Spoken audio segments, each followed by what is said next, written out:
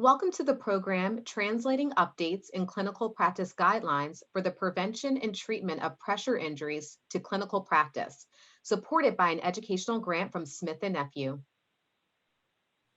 Our presenters today are Melody Austin, who's a wound ostomy continence nurse and a clinical nurse specialist out of Cone Health in Greensboro, North Carolina, and Heather Hedges, who is a wound ostomy and continence nurse at the Hunter Holmes McGuire VA Medical Center in Richmond, Virginia.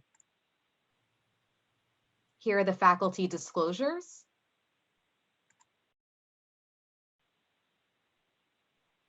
And the learning objectives for today is to examine the clinical and financial impact of hospital-acquired pressure injuries and medical device-related pressure injuries, describe key updates in the evidence related to technology for repositioning and prevention of pressure injuries, explore the role of prophylactic dressings and patient monitoring technologies in the prevention of hospital-acquired pressure injuries and medical device-related pressure injuries, as well as examine case studies on an interdisciplinary approach to managing or to implementing medical device-related pressure injury bundles.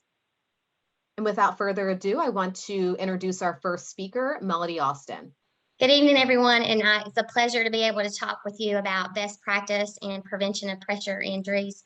I'm Melody Austin. I'm one of the wound ostomy continence nurses and advanced practice nurse in CNS in Greensboro, North Carolina, where I'm going to talk a little bit about how we implemented a program to reduce medical device-related pressure injuries, which are very common now if you're in that type of practice.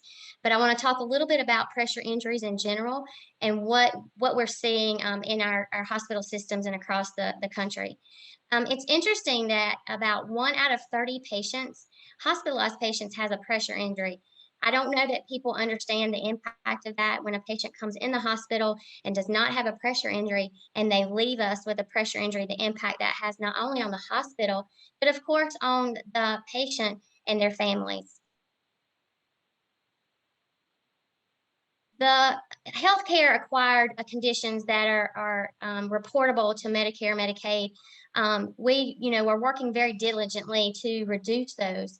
But it's interesting, if you see on this slide, which came from the AHRQ, is that in the last few years, instead of going in the direction that we need them to go, pressure injuries are actually increasing by 6%. So if you look at this slide again, it's just statistics and how we manage the healthcare acquired conditions in relationship to hospital acquired pressure injuries. You can see that of those hospital acquired conditions, the falls, the UTIs, the ventilator associated problems that patients have, that we have to consider that we're at 2 times, 3 times, 4 times, and 5 times more likely for these patients to get a pressure injury than they do these other hospital-acquired conditions. And of course, every hospital acute care setting they are looking at their numbers in relationship to their financial outlook and their financial portfolios and things of that nature. So it's important to understand that if you look at all the hospital-acquired conditions in the hospital systems, that a hospital-acquired pressure injury is going to be the most costly at $9.9 billion.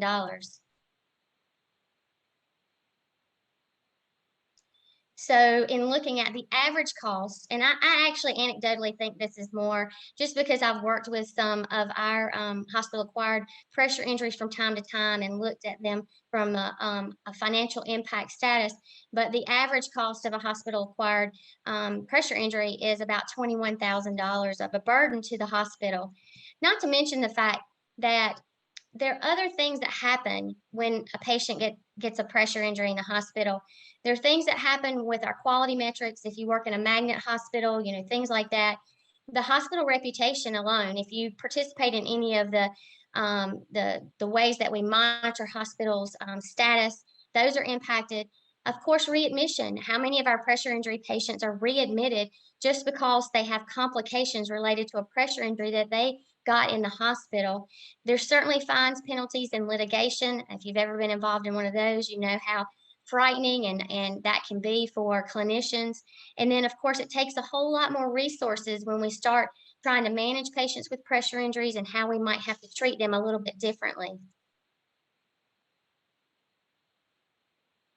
So I want to talk a little bit about the European Pressure Ulcer Advisory Panel, the National Pressure Injury Advisory Panel, and the things that came out in 2019 that give us guidelines on what we should be doing to prevent pressure injuries. You'll see the list here. There's also some other things I'm going to talk about a little bit about, but these are some things that people are is very common knowledge. Of course, a risk factor assessment. Lots of people use Braden. Some people use other types of scales. The skin and soft tissue assessment, our hospital system currently has any patient that comes in gets a 2-person or 2 RN skin assessment at the time of admission and the time of transfer. Preventative skincare, just good cleansing and moisturizing, things like that. A nutritional assessment. The heel pressure injury prevention is something that is more new to pressure injury prevention and the guidelines that we follow. Support surfaces, of course, low air loss mattresses, things of that nature. Device related pressure injuries, they just were started to become reportable in the last 5 years, 5 to 6 years. And so that's made a huge impact on the way we try to have prevention strategies in place. And then prevention, repositioning, and early mobilization. Our hospital just recently has invested in early mobilization equipment that's pretty high tech. I actually was in a patient's room today and got the opportunity to use one of those devices. So the strength of recommendation, if you understand research and the way people come to a guideline or a pressure injury prevention guideline, they look at lots and lots of research and then they determine how strong that recommendation should be. And so the use of a prophylactic dressing on the heel, in addition to offloading, is one of the things that the European and the National Pressure Injury Advisory Panel have come to recognize. One of the things that is very important, and I can speak to this from a clinical standpoint, is in our facility, is making sure that nurses understand or providers understand that prophylactic dressing use is it's fabulous if you do that, but you have to be able to inspect under the skin at least daily. We have our nurses or nurse techs inspect under skin at least every shift. Those dressings must be replaced if they become dislodged or they become soiled. They are very absorbent, but once they are overcome with drainage, certainly they are not effective in keeping the moisture down in that tissue. And then you want to initiate that dressing as early as possible. In our hospital system, we utilize a skincare order set that allows our nurses to do that at the time of admission.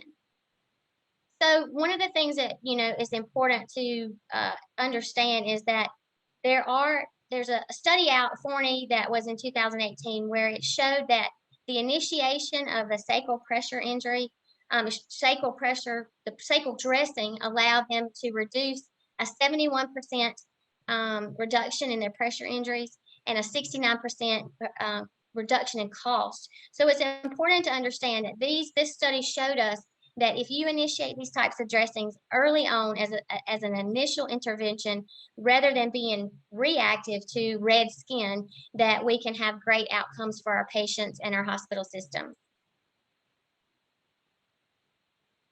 This slide is just really helpful if you use any type of educational materials in your nursing care units. I think this poster is so important to place. This poster actually also came in very helpful when we started to have lots of COVID patients, and that's a whole nother topic, but it allowed the nurses to understand ways that we might protect patients who are being prone. And then we utilize this poster as well. A good setting is the operating room. We do prophylactic dressings in our operating room settings. And so what this did was allow for the OR staff, which mostly knew where these pressure points were, but they were very instrumental in understanding where to put prophylactic dressings in order to prevent pressure injuries during that OR stay. It's interesting that when we talk about heel pressure injury prevention, that the heel is one of the 2 most common anatomical sites for pressure injuries.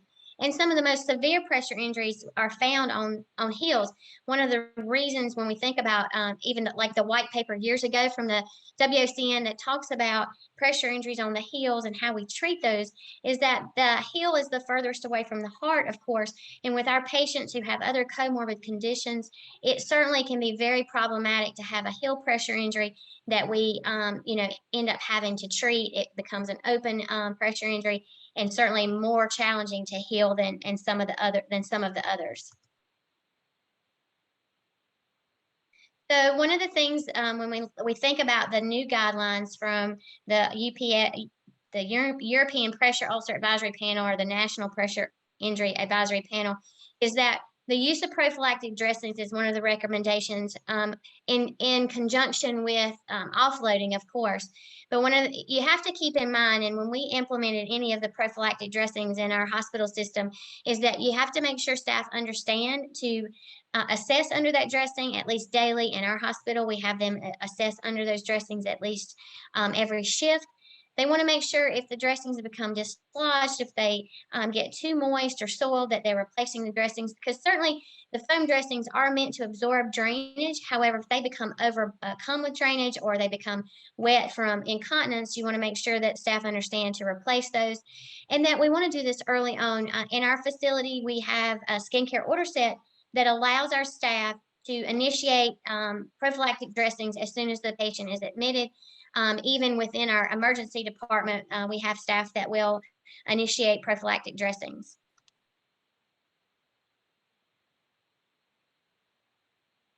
So some of the things to think about, that the most common pressure injuries, when we talk about heel pressure injuries, that in acute care, the prevalence is from 21 to 46%.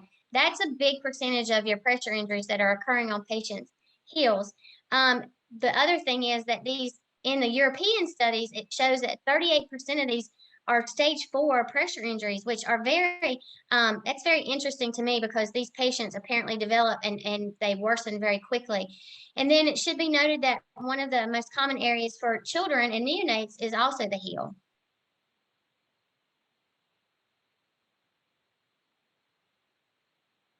So when we talk about the other guidelines that our pressure injury advisory panels have come to us with, one of the things to think about is medical device related pressure injuries. And I'm going to be talking a little bit more about how we implemented those types of dressings in the hospital system I work in. It's important to understand that these pressure injuries occur very quickly, 12 days versus 15 days. We see in some of our patient populations, we see medical device related pressure injuries within 24 to 48 hours. COVID patients especially are developing medical device related pressure injuries very, very quickly. So when we think about medical devices, there's so many things that we attach to our patients. If you think about most patients in any nursing unit, in any part of the hospital, in the operating room, in the emergency department, anywhere you pretty much go, you're going to find a patient who has some type of medical device attached to them. So when we think about these devices, you see in the pictures, there's just all sorts of things that can contribute to device related pressure injuries. One of the things I mentioned when I lecture and do dinners and talk to people is things that's not pictured on here. Think about leg straps of leg bags for Foley's, SCDs, all kinds of things that happen, and we attach them, and sometimes we don't move them around very frequently. The thing that you want to understand about medical devices is that we need to make sure that we can minimize tissue damage. So if we notice that the device is laying across fragile skin or in the same place, making sure that that device is moved. You want to make sure correct sizing and shape. That's really important, especially for things like the C collar that you see. We went through a period of time where C collars we were having an issue with that, and come to find out what had happened is we had switched our C collars, and we had staff who had not really been fully educated on the placement of those collars. So therefore, they had ill-fitting medical devices. Think about splints, casts, any of those things that certainly the patient could have swelling or have a decrease in the size of an extremity, that may cause that device to rub or to push into the tissues more. Making sure that you apply devices correctly. From time to time, I walk into rooms and see oxygen tubing in the wrong places. We'll see, the NG tube pulled up to one side too far. One of the things we dealt with was the NG tube being pulled up to the head of the bed when they were in the OR, and then not being removed or taken downward in a certain time frame. So we had to address that. And to make sure that we're securing devices appropriately. One of the things that I noticed in our facility is our nurses are very, very good at at securing things, but what they might not be so good at is understanding when they secure things that they need to make sure they're not causing damage to the tissues underneath that.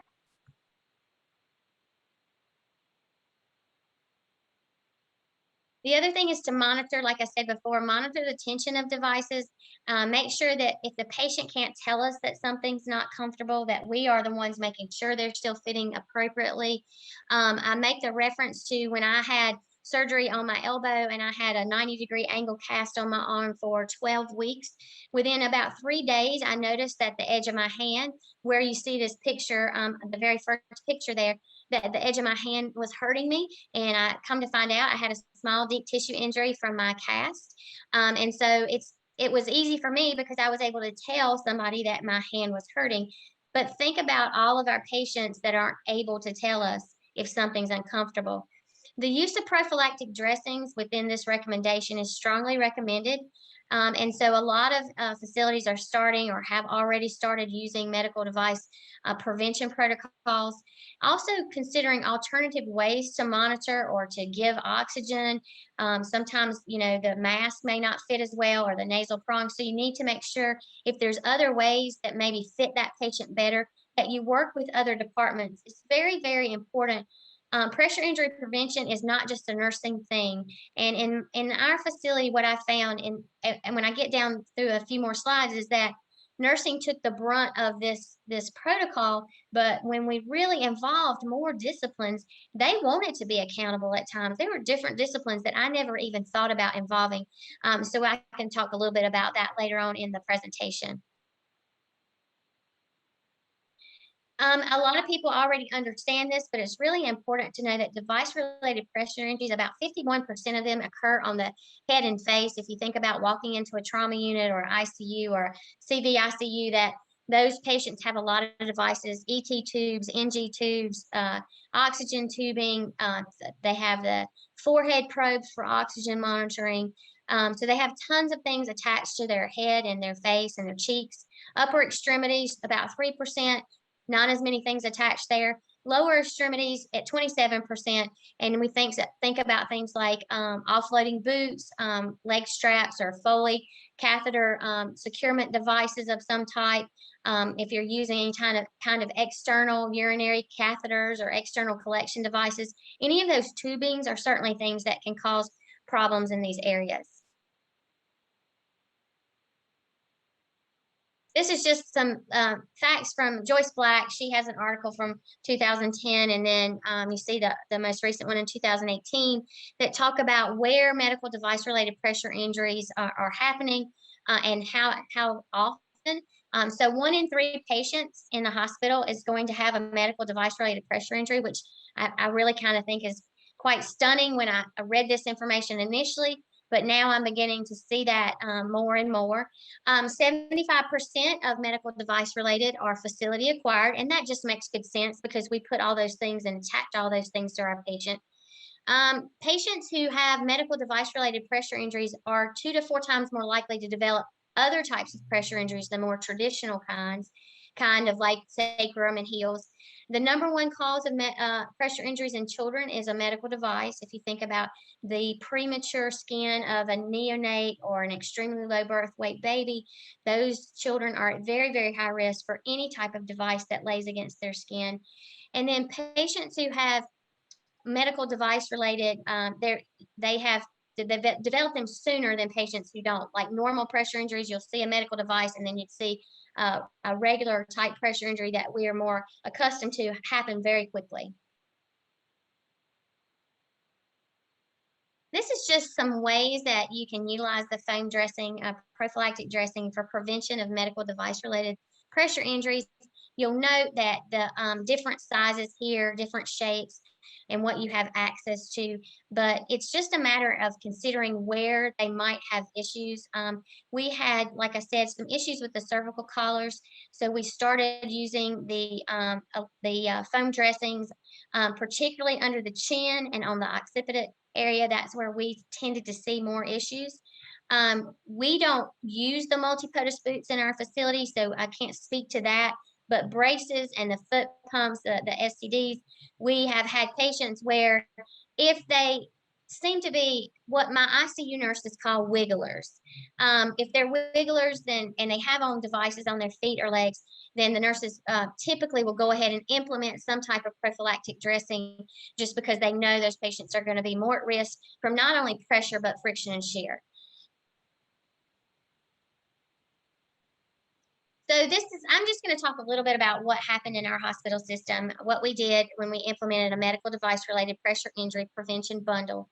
Um, we had a challenge. I took on the responsibility for pressure injury prevalence in 2017, and what I initially noticed is that we had medical device related problems. It was right about that same time when we started having to report those through ND and QI, things of that nature. And so we saw that of our patients that were in the hospital, we had this high percentage of patients who had medical device related. We were doing root cause analysis on every pressure injury or hospital acquired, but then we were like, what else is out there? What can we do differently to make a difference in our numbers and the outcomes for our patients?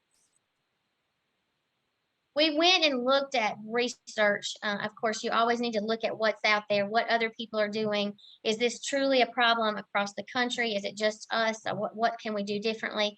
So we looked at some research that talked about 29% of pressure injuries were medical device related. You look at HAM, that study showed that 28% of these trauma, this large group of trauma patients, really only had medical device related, which is common because they have lots of things attached to them.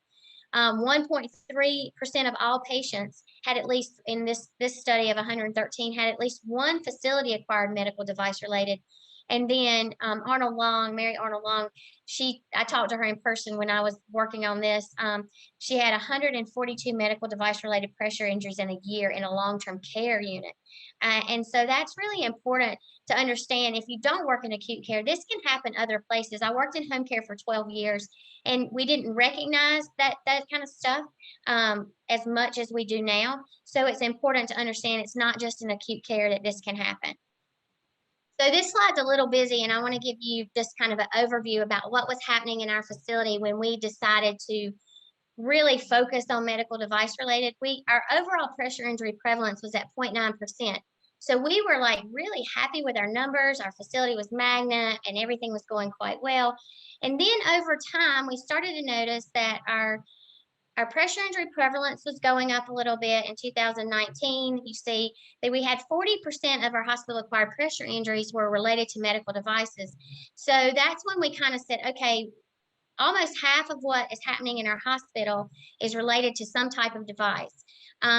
We implemented the protocol, and what we started to see is as the education took place and it was more ingrained in the staff's kind of culture, is you'll see that in Q2 after implementation, we went down to 26.7%. We did have a lag because we did have some units that were not following the prevention bundle the way they should. We had some lag with our surgeons and the way they were placing dressings when they were doing tracheostomies. We had lag from our ENT doctors who didn't want to participate in anything we asked them to do. So then in Q3, we had another drop in our medical device related, which we were really happy about. We really pushed a lot of the buttons in our facility with our leadership to show them that we were trending downward. And the reason why we felt we were trending downward is because our staff were starting to really follow the prevention bundle. And then at the end of 2019 in Q4, you'll notice we got to 0%, which is what everybody's aiming for, of course. Our overall PIP rate for the fiscal year of 2019 did land at 1.66, which is above where we had been, but we just knew that because we were having this influx of device-related pressure injuries, we weren't going to be able to maintain an overall PIP number at that low rate that we had. Now, 1.66 right now, and at that time was still great, but we have a team of 5 WOC nurses and our nursing leadership that really, they like to be, of course, as low as possible. It doesn't matter if we're below the national average or not.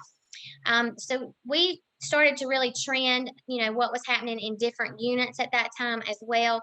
So I just want to talk about kind of, this was in the initial phases of implementation, just a few case studies to show you kind of what we were doing with patients. This is a 70-year-old patient. She came in respiratory distress. You can see that she had some other comorbid conditions, heart failure, COPD. She had morbid obesity. She was a DNR, DNI. She did not want to be intubated. So when she started having respiratory failure and volume overload, of course, because she's a DNR, she did choose to go on BiPAP.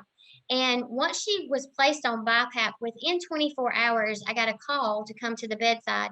The pictures you may or may not be able to tell very well, but across her bridge of her nose, she had an area, and on her cheeks, she had areas that were dark purple. They weren't blanchable. And her brain score was 18. So she was, I mean, she was risk, but not like a high risk patient. This lady was mobile. She really just had the comorbid conditions that you see. So it was really important for us to try to ingrain in the culture that it's not going to be just your sickest of your sick patients. It needs to be anybody that has a medical device, because there is the potential for pressure.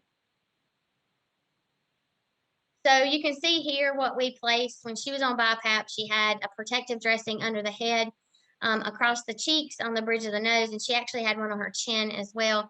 I helped the respiratory therapist place all these. I did get consent from the patient to place all these dressings on her face because, of course, when her family was going to be coming in a little bit later, I wanted her to understand what she was going to look like to them, and she was fine. She wanted the purple spots to be gone. And so once we placed those, I came to see her a couple of days later. I don't think I have a picture of that, but I came back to see her a couple of days later, and her face had no purple on it whatsoever. So what you'll see is this was 2 days later after the patient had had prophylactic dressings placed on her forehead, on her cheeks, and on her chin, bridge of the nose, that you'll notice that the deep tissue injuries are pretty much almost completely resolved. She has just a teeny tiny bit of discoloration on her right cheek. But other than that, she has no more skin issues at that point. So, what we talked about, and this was just such a good example to the nursing staff in this ICU, is that we could have prevented it from ever happening had we done the protocol the way we should have. If we would have initiated BiPAP with the prophylactic dressing use instead of being reactive to the problem.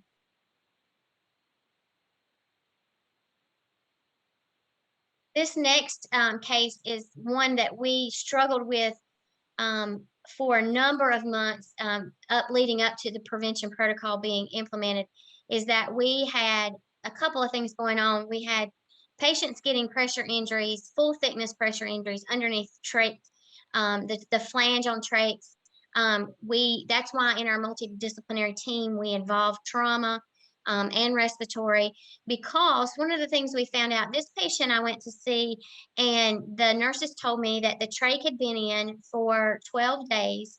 The sutures had been in for 12 days, and that it was sewn so tightly to the patient's neck that they really couldn't manipulate even a drain sponge, which a lot of facilities use, underneath the trach, the flange. So it triggered us to do a couple of things. Number one, we talked to trauma and we implemented something within their standard work or their standard protocols, that they have a standing protocol order to remove the trach sutures in 5 to 7 days. They have to choose one of those options. And then we started to talk about, if they don't sew them quite as snugly to the skin, can we place the prophylactic dressing? The trauma surgeons tried different sizes of and different shapes of foam dressings and decided to go with a 2x4 foam dressing. And what happened after that is we worked with the staff on the units. They implemented putting the 2x4 dressing in the trach kits, so that whenever the patient was going to have a tracheostomy created, the dressing was already part of that kit in order for the doctor to have access to it right then. So you can see on this slide, we implemented a foam dressing. And I went back to look at this wound just a few days later, and it had completely, this was 2 days later. You can see the area is almost resolved, but it did bring to light other issues besides just medical, like prophylactic dressing use. It brought to light the fact that we were leaving sutures in too long, and we had surgeons who were sewing trachs very snugly to the skin. And there were a particular group of trauma doctors that we had to address that with. But believe it or not, actually, our trauma group they took to heart the fact that they had been causing these problems. This patient did go to an LTAC, and that was still just a teeny tiny bit open, but we continued to use the foam dressing to protect the skin, despite that the opening was almost closed.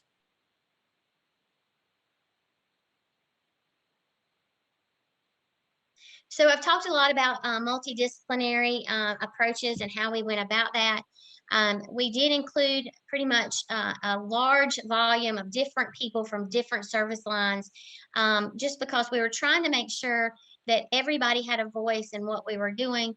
We had our perioperative staff, because we do prophylactic dressings in our perioperative and operative areas. We included trauma and critical care and a critical care CNS. We had ICU nurses, NICU nurses, that were able to give their voice on how they felt like we should do things.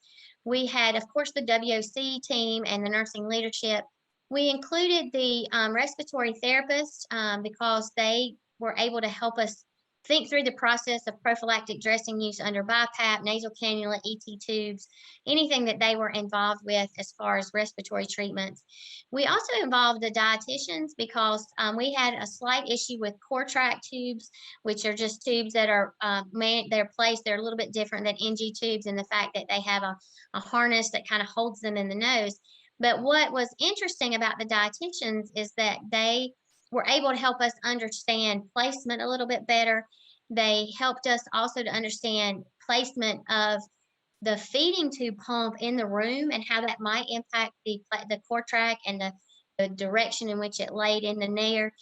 We involved speech therapy and physical therapy, all the therapies, the rehab therapies, because they helped us a lot with splinting and how we might better manage those patients. Speech therapy was very helpful with trach patients, and how that the ventilator being in the room on a certain side of the room may impact the way that flange created pressure on the patient's neck.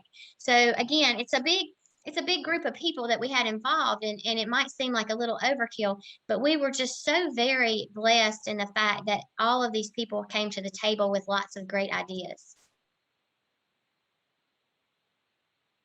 So this is our prevention bundle. It gives you kind of a guideline to what we kind of taught our staff to do. I'm not going to read through all of these things, certainly, but you'll notice there's different devices. We kind of came up with ideas, and it's not just about prophylactic dressing placements. You'll notice that there's things about the ET tubes and rotation of the ET tubes, because the rotation of ET tubes was occurring every 4 hours by our respiratory therapist. What we found out is that the nurses could do oral care and do when they did their 2-hour oral care, could do some realignment and movement just in the same kind of general vicinity of the mouth. The tracheostomy patients were having trach dressings placed at the time of creation.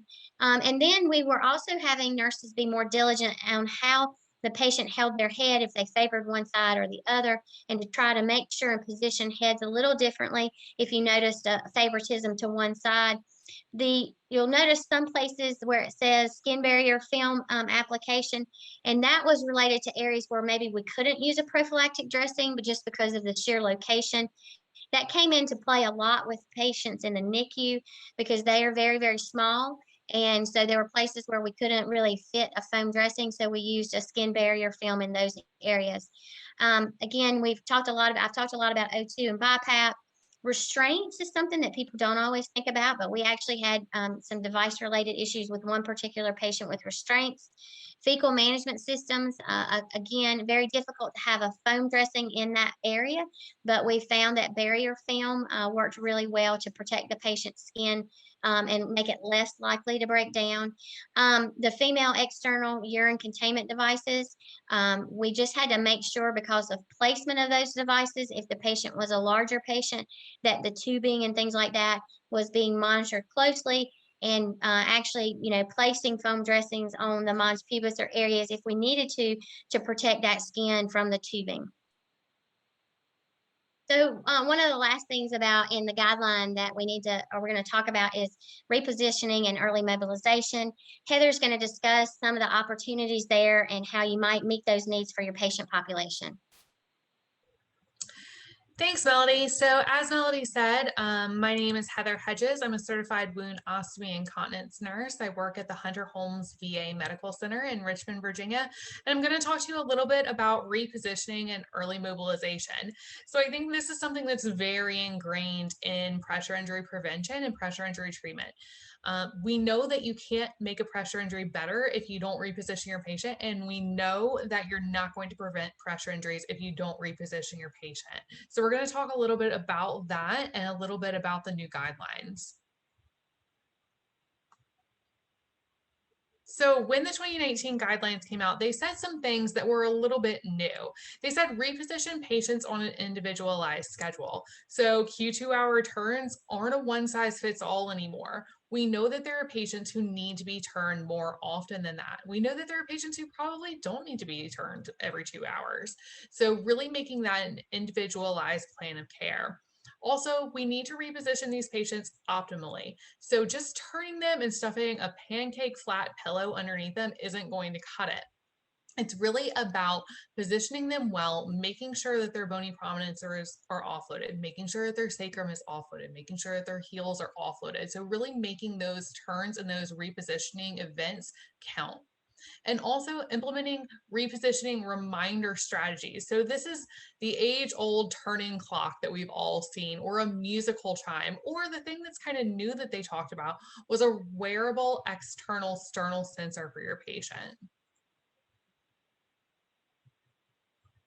So where did Q2 hour turning even come from? This is one of my favorite stories in nursing. I think I probably learned about it in nursing school, and it's always just kind of stuck with me. So it came from Florence Nightingale, or Flo as I like to call her. And Florence would go through her hospital wards with her bands of nurses, and they would turn and reposition every patient, and then go to the next one and turn them, and go to the next one and turn them. And then by the time they got back to the first patient that they had turned and were ready to turn him again, it had been 2 hours. So that's where the Q2 hour turning came from, and probably why this is so ingrained in nursing. And it's seen as a very nursing oriented task. It's something that we hold dear to our hearts, that we turn and reposition our patients. But unfortunately, we're not as good at it as we think we are. Studies have shown time and time again that adherence to turning protocols is really low. It's as low as 10%, as high as 64%, giving us an average of about 48%. So about half the time we get this right, but about half the time we don't. There's also a huge variability in care based on the time of day. So in 2018, Pinkham did a study and said there's a huge variability. Patients who are getting care during the day and during the afternoon, they're turned about 55% of the time, on time and with good quality turns. At nighttime, that drops down to about 45%. Why is that? And I think it's things that we know, but we don't necessarily think about. There's less ancillary staff during nighttime, less therapists around who also work with repositioning and mobilizing patients. There's also, there's sleep protocols. We want our patients to sleep so that they're well rested. So we don't always administer those prescribed turns the way that we should. In that same study, Pinkham found that there's also a huge variability based on gender and based on BMI. So men tend to be turned less. I happen to think that that's because men are a little bit stubborn. And so we tend to avoid those stubborn, difficult patients. Maybe that's true, maybe that's not. But we also found that patients who are heavier, who have a higher BMI, are turned less often. That's because it puts nursing at risk for injuries, for work-related injuries, and it requires more resources, more staff, more equipment that may or may not be available all the time. So we know that there are other factors that make some patients more likely to receive less repositioning events. So what do we do about that? Like I was saying, one of the new things that the guidelines came out with was an external wearable patient sensor. So how does it work? What does it do? The sensor sits right on the patient's chest, and that sensor has all kinds of technology in it. It's delivering information about how that patient is positioned. Are they on their left? Are they on their right? Are they prone? Are they up walking? And all that information is getting sent to a central monitor and to the nursing workstations. So nurses have a real-time snapshot of what's going on with the entire unit of patients. Patients who are listed as green, they've been repositioned within their specified prescribed time period. Patients who are yellow are getting due for a turn. It's coming up. It's time to mobilize resources to get your buddy and get in there to turn that patient. Patients who are red, they're overdue. So it's really critical to get in there and reposition them.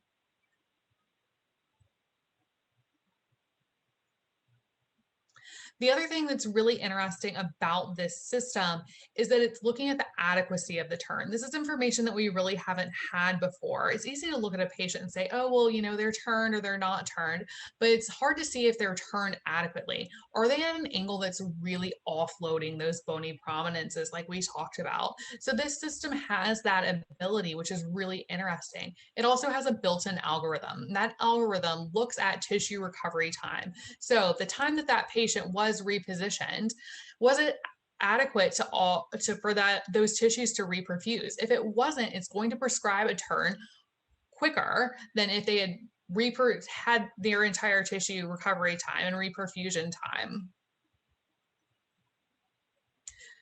So one of the million-dollar questions is, does it actually work? And it does. There were numerous studies that showed that this increased adherence to turning protocols. While we talked about the average is about 48%, so about half of the time we get this right. With this turning system, the adherence was an average of 92%.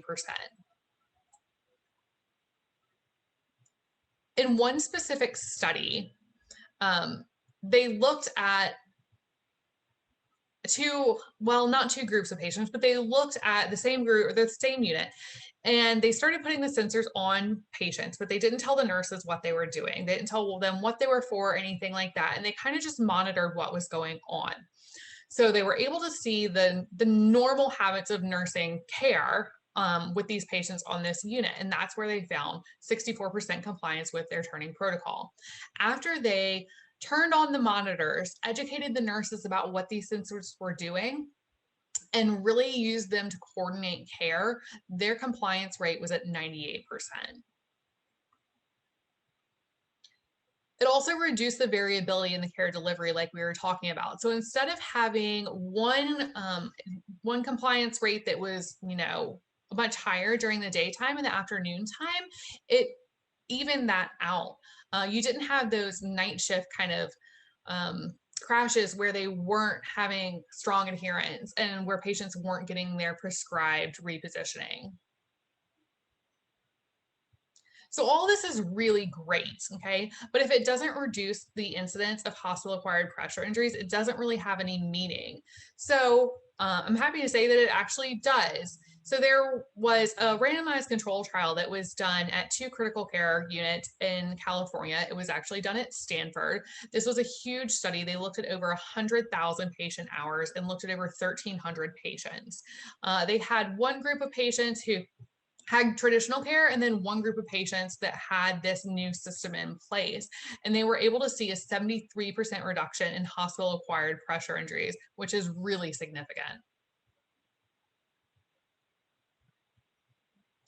So when I learned about this system, I immediately knew that I needed it for my hospital. I started covering a surgical ICU in my hospital, and I realized that these nurses were phenomenal. I watched them do things that they shouldn't have been able to do. I watched them save patients that should have died, that you would look through a chart and say, this patient shouldn't have made it, and they were walking out of the hospital. These nurses were phenomenal. But I also realized that we had a major problem with hospital-acquired pressure injuries. It's really great to walk out of the hospital after a surgery that's really serious, but it's also really devastating when you walk out with a tissue defect like a hospital-acquired pressure injury. So I started working on this problem, and I did some things before we got this leaf system that also made a difference. I created an algorithm that guided turning and repositioning. So instead of saying, hey, I think that patient's really too sick, I don't think we should turn them, we looked at what are things that make patients too sick? If we think they're too sick, is there a way that we can safely reposition them, like going really, really slowly or doing micro turns, things like that?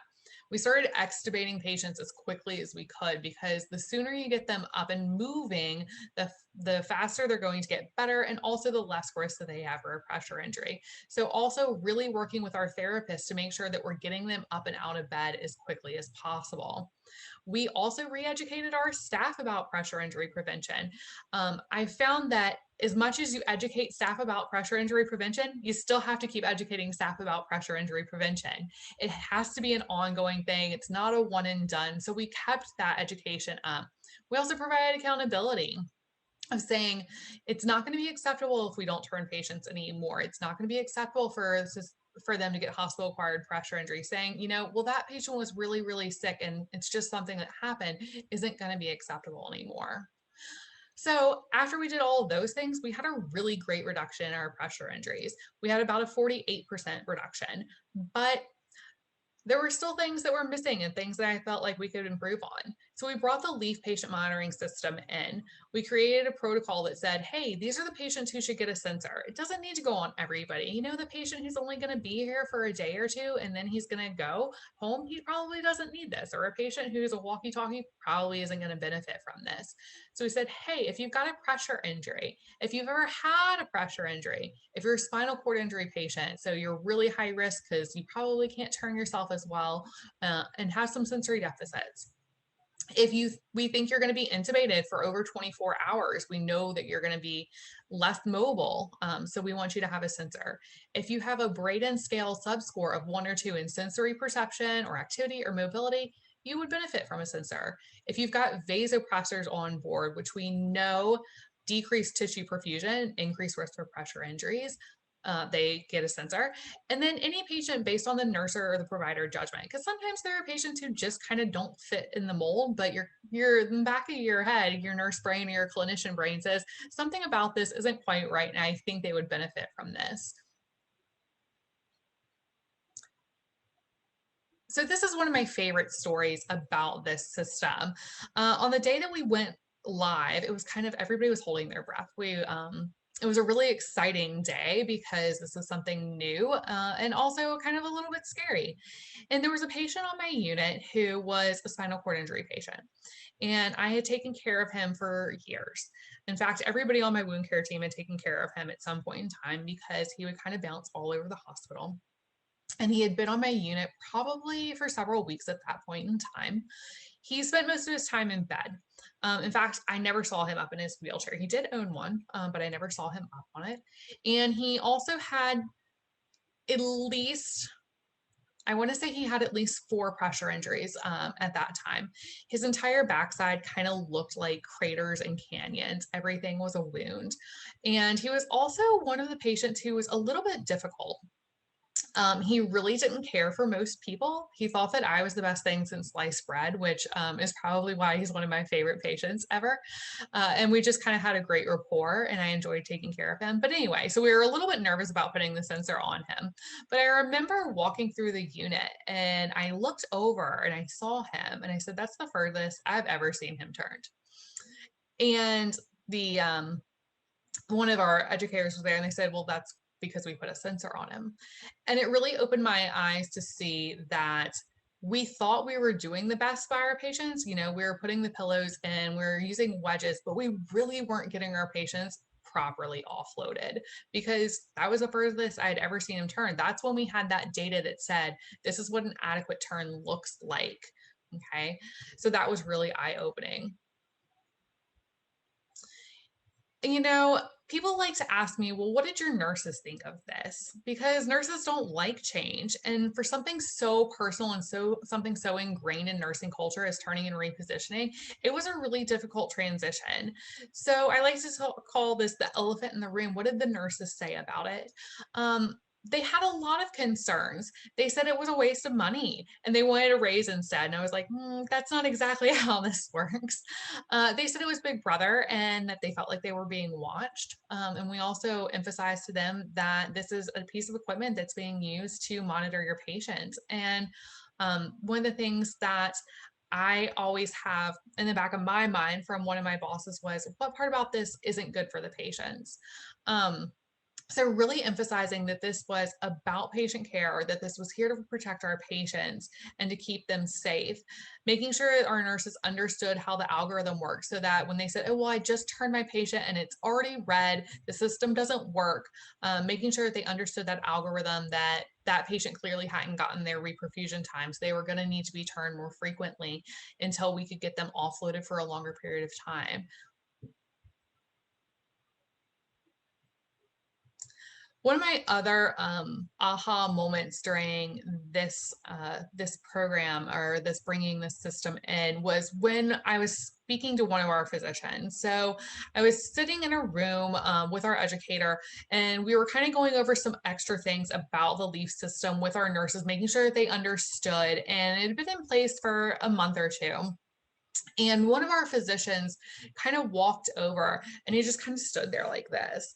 And, you know, this is an attending an intensivist, so they're kind of intense, no pun intended, to start with. And he just kind of stood there. And I was like, oh, geez, what is he going to say?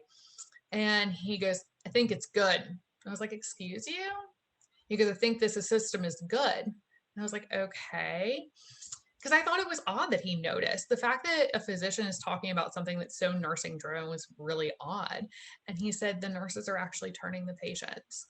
And this is an interesting thing for him to say because he sits where he watches the patients and the nurses all day.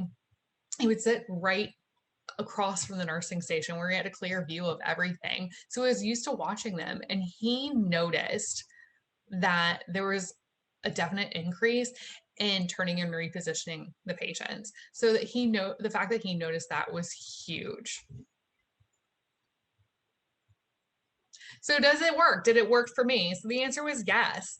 And I didn't start out saying, I'm going to see if this thing works. I had nurses coming to me and saying, well, we don't really like this, but did it work? And I said, yeah. I started pulling the data and I was like, oh, wow, it really did work. So in the time before we put the LEAF system in place, we had 8 hospital-acquired pressure injuries in the course of about 6 months.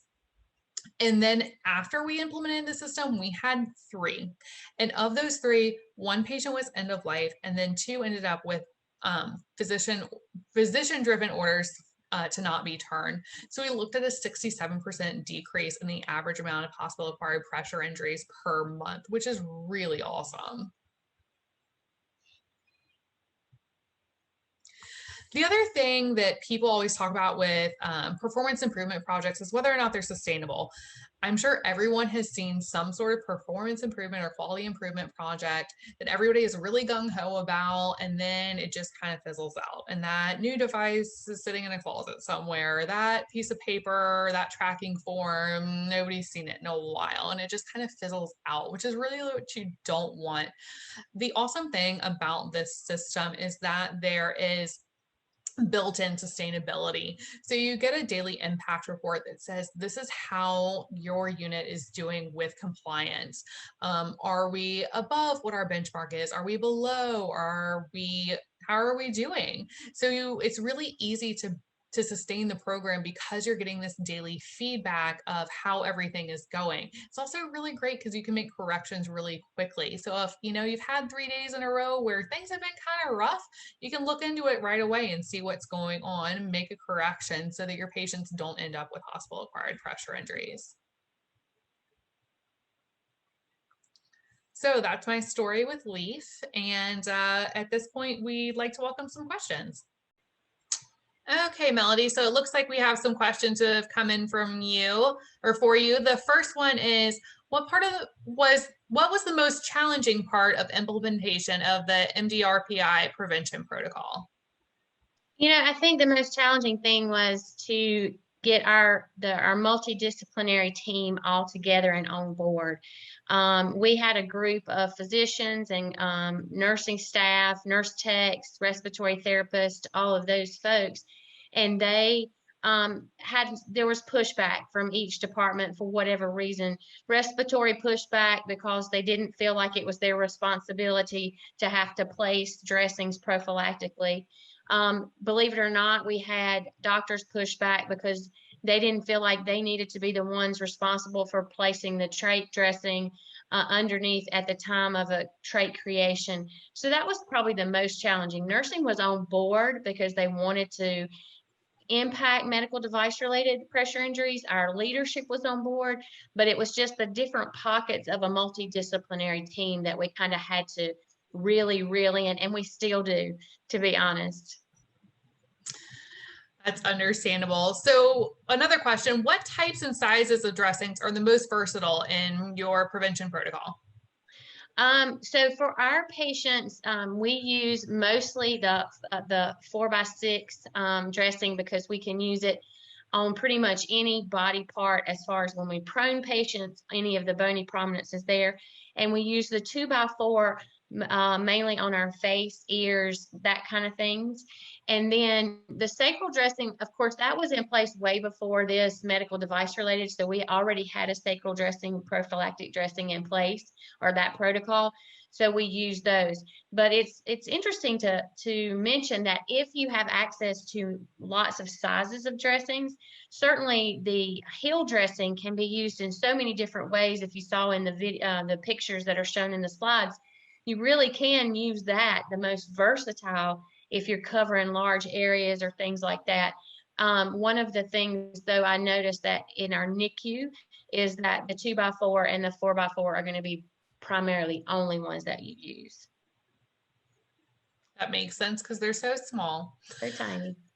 So looks like speaking of proning, there's one last question for you. Are you seeing increases in pressure injuries with COVID positive patients? And if so, are you doing anything special for prevention in this patient population?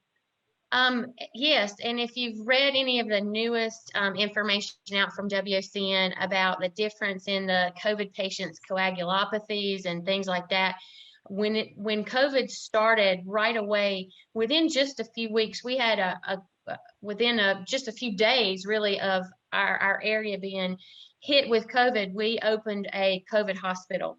So we saw right away that patients were getting pressure injuries, particularly from devices, very quickly, within 24 hours. And that was not typical for medical device. We would see medical device related pressure injuries, but it would sometimes be 24 to 48 hours after placement. But these patients were developing deep tissue injuries within 24 hours.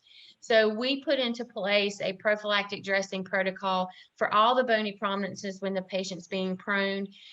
We actually also switched our endotracheal tube holders, and we went back to what the respiratory therapist said was old school, and we started taping ET tubes instead of using the tube holder. So we kind of put all that into place instead of just dressings. We did try to think about some other things, and we started using some positioners and things like that for the face, ears, things like that to try to prevent those patients. But it was just being so reactive to something we weren't anticipating, is that we had to do it very quickly. We went in like day 4 of having our COVID hospital and did proning simulations. I laid in a bed with chest tubes, like things hooked to me, and people trying to learn to prone and protect at the same time. So it looks like, Heather, you actually have a question here. It says, is the nursing staff still oppositional to the LEAF system? Oh, that's a good question. One that I get asked really often. So yes and no. It's definitely become more ingrained in their nursing culture. I think that, like a lot of things in nursing, they still complain about it every once in a while because that's just kind of how we are as nurses. But it does really help them coordinate their care and really does help them with their teamwork. I've seen them come up and say, hey, your patient's going to be in their reg. Can I help you turn your patient?